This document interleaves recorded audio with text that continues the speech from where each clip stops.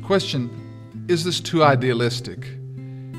That's an interesting question, and I know sometimes people can be skeptical about something, and they may think, you know what, we've been doing this so long, it's just too much trouble to change. That's kind of like Israel saying, we've been disobedient so long, why bother to obey? Really, that's what it is. So is it too idealistic? No, it's not too idealistic. Is it idealistic? It is idealistic, but last time I checked, God was idealistic. He only wants the ideal for you and me. Heaven is idealistic.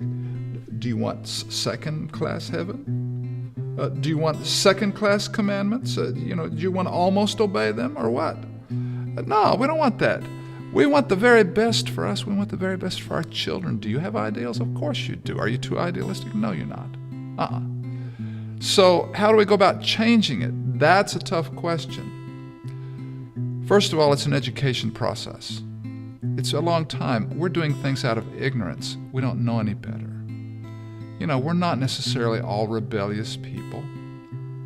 Like the Jews, that's why God gave them 3.5 years after Christ's crucifixion, 3.5 more years. They weren't all rebellious people. They needed a chance. God is giving us a chance. Been giving us a chance a long time, by the way.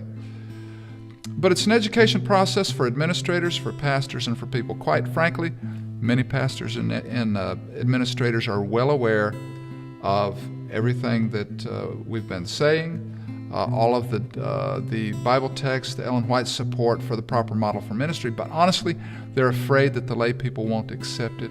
They're afraid they might quit paying tithe. They're afraid they won't come to church. But the data shows that that is not the case. But at that point, we need to see some leadership.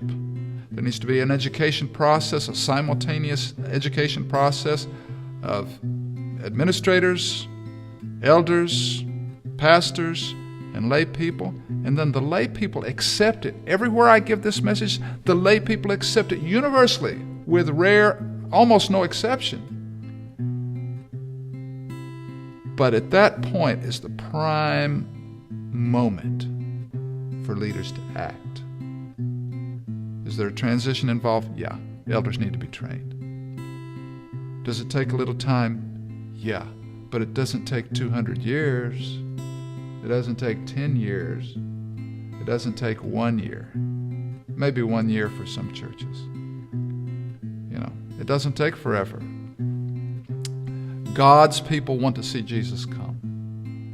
They want to do what is right. They want to obey. They want to be idealistic. Seventh-day Adventists, come on. We worship on Saturday. How much more idealistic can you get than that? We want to be idealistic. We want to be.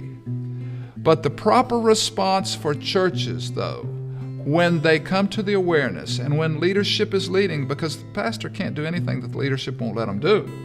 But when they come to that point, the churches need to willingly say, instead of keeping them, as Ellen White tells us in Testimonies, Volume 6, page 30, she says, instead of keeping the ministers at work for the churches that already know the truth, let the members of the churches say to these laborers, go work for souls that are perishing in darkness.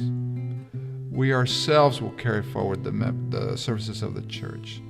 We will keep up the meetings, and by abiding in Christ, we'll maintain spiritual life. We will work for souls about us, and we will send our prayers and our gifts to sustain the laborers in more needy and destitute fields. Friends, I suggest if there's a church where the members recognize this, to appeal to their conference and say, you know what? Let's try an experiment. A conference will experiment anything.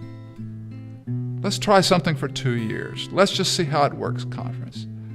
We think we'd rather go without a minister for 2 years so that he can take the knowledge which we already treasure and go spend the tithe money someplace where they've never heard of Jesus, or maybe where they've never heard the Adventist message. Give it a try. You might be surprised.